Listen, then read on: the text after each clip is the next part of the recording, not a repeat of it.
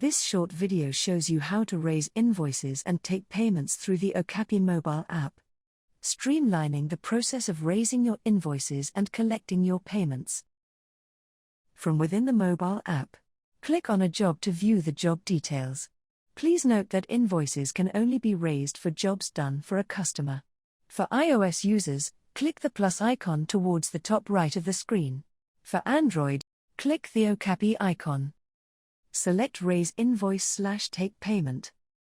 Enter the invoice details. And click the Raise Invoice button.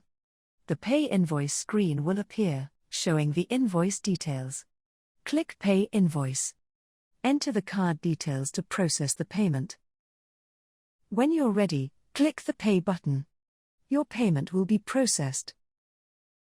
To ensure payments are taken before a job is completed, you can make taking payments mandatory. On the desktop, go to Jobs and then Job Options, select Job Templates. Select a job template. Click Job Options. Click the checkbox for Payment is required.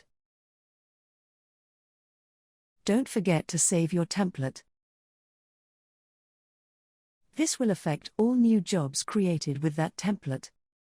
And that is how to take payments on your mobile.